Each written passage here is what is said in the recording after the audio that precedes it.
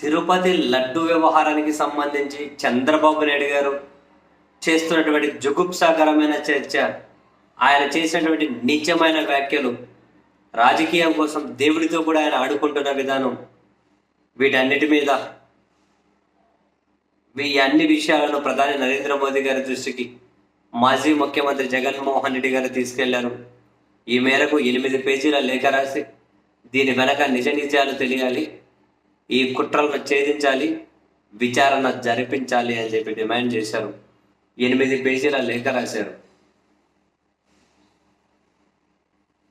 I am writing this letter to draw your kind attention to the outrageous developments in the state of Andhra Pradesh. Attempts are being made by the Chief Minister, Mr. Chandrababu Naidu, to irreparably tarnish the sanctity, integrity, and reputation of Tirumala Tirupati Devasthanam.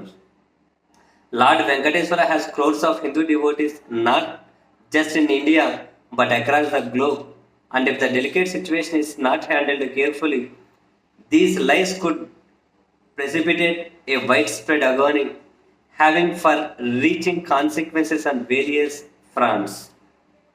On the occasion of completion of 100 days of the new government in the state of Andhra Pradesh, the TDP organized an informal meeting to boast about the progress achieved by the new government. However, the people's perception of the new government's performance is quite negative. The new government has failed on all fronts with respect to the fulfillment of the commitments made to the electorate prior to the elections. The new government could not even pass the general budget for the current financial year, fearing that the appropriations to be made would expose Mr. Naidu's insincerity towards his election promises and would result in backlash from the people of the state. The people of the state lost trust on the abilities of Mr. Naidu. Mindful of this, and for purpose of diverting the people's attention from his failure, Mr. Naidu had spread blatant lies against the practices of the TTD. He alleged that the ghee that was being used in the preparation of the prasadams in the Tirumala temple was adulterated and that the ghee contained animal fats. He further alleged falsely and recklessly that instead of ghee, animal fats were used in preparation of Tirumala laddus, the prasadam that occupies a very special place in the hearts of crores of Hindu devotees. This is indeed a lie spread with political motive, and his false propaganda has the potential to hurt the sentiments of Hindu devotees across the globe. Sir, I would like to briefly summarize about this tragic situation before going into details. The tanker containing the possibly adulterated ghee arrives at Tirupati on the 12th July 2024, and the same was rejected. The ghee was not used in the preparation of the prasadams. The robust practice in place for decades in TTD could identify the questionable quality, and therefore the ghee was not used. Despite this comforting scenario, Mr. Naidu chose to callously make a remark that Tirumala laddus were made with animal fats and not with ghee. Mr. Naidu knew that this was absolutely untrue, but recklessly made this comment regardless of the deep pain that such comment can cause to crores of Hindu devotees who regard the Tirumala laddu as the most sacred prasadam.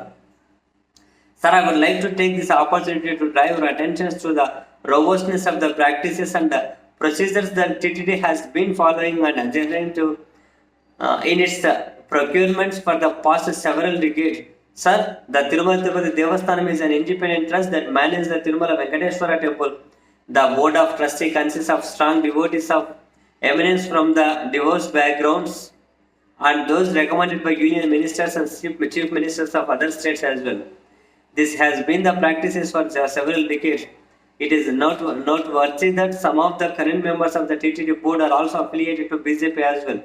The board of trustees is vested with the power of oversee the administration of the TTD, and the state government of Andhra Pradesh has little role in the management of affairs of the Tirumala Venkateswara temple. Sir, the procurement of the ghee has been taking place on e-tendering process, with the tendering process taking place every 6 months for procurement of ghee. The organization that meets the qualification criteria gets selected on the basis of the price of the key quoted, which is the bidding parameter. Once the tendering process is complete and supplier who has quoted the lowest is selected, the same would be placed before the Board of Trustees for their approval.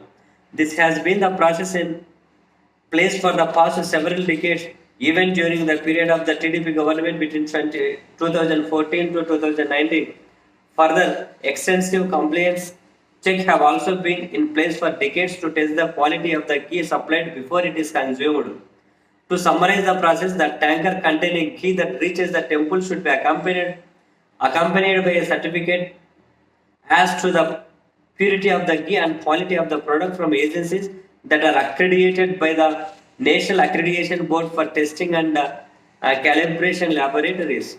Further, at the temple, 3 samples are obtained from every tanker and the same are tested, and only after the 3 samples pass the test would the ghee be allowed to be put to use. If it so happens that if even one of the samples turns out to be substandard, the tanker is rejected and is not allowed to pass. Therefore, the question of substandard material being used in the preparation of prasadams does not arise. This process has been in force for several decades, even during the period of the TDP government. There have been several instances in the past when the tankers were rejected. During the period the TDP government from 2014 to 19, there were 14 to 15 instances when the tankers were rejected, and during the period of the YSR government between 19 to 24, there were 18 instances when the tankers were rejected and not permitted to enter. With such robust procedures and practices in the place, it is impossible for adulterated ghee to pass through and be used in the preparation of the prasadam. I once again wish to point out, sir, the procedure detailed above has been in place for the past several decades. A responsible chief minister should in fact attempt to bring to the attention of the public the robustness of the checks and balance in place to give them comfort as to the sanctity of the functioning of the TTD. The ways in which Mr. Naidu acted was in a manner totally divided his social responsibility. Just as during several instances, tankers were rejected both during the previous TTP and YSRCP regime. Even 2 months ago, a tanker was rejected on the basis of such rejection that took place 2 months ago, and the two on the eve of completion of 100 days of his government. For him to make such irresponsible remarks on such sensitive a matter in the most of dishonest manner at a political party meeting evidence his political intent is nothing short of crime. Furthermore, the alleged report from NDDP Calf Limited, while conveying that the S-Valley is falling out of rain, suggesting the presence of foreign fat, contains some very serious disclaimer. The report conveys that the finding would not be applicable if the milk fat belongs to various categories that are listed out in the annex. The categories included scenarios such as milk for being obtained from cows which received an exceptionally high feeding of pure vegetable oils, cotton or palm oils, milk fat obtained from cows that are suffering from energy deficiency, milk fat obtained from cheese showing increased lipolysis and so forth. Therefore, if any of the above scenario exists, then the methodology adopted would yield an incorrect or false positive result. For instance, if the milk fat was obtained from an undernourished cow or one which was fed excessively with palm oil, then the rest report suggesting the presence of animal fat would not have any meaning, as the report itself stipulates that the methodology adopted in such cases would not yield a correct finding. No reasonable individual should make such shocking accusations having the potential to seriously besmirch the integrity and the sanctity of world-renowned organizations such as the TTD and hurt the sentiments of crores of people on the basis of an inconclusive findings, let alone a politician like Mr. Chandrababu Naidu, who frequently boasts of his long career and enormous experience in public life. I am attaching as an annexure to this letter the alleged report for your kind consideration. చాలా క్లియర్గా 8 పేజీలు లేక అన్ని attach చేశారు. And final conclusion కూడా రాశారు.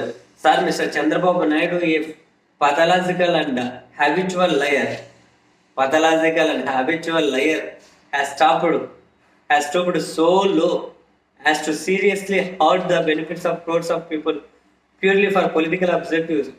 His actions have indeed lowered not only the stature of the chief minister but also that of everyone in public life, and also the sanctity of the world-renowned TTD and its practices, sir. The entire country looks to you at this crucial juncture. It is very imperative that Mr. Naidu be reprimanded in severest way for his shameless act of spreading lies and the truth be brought to light.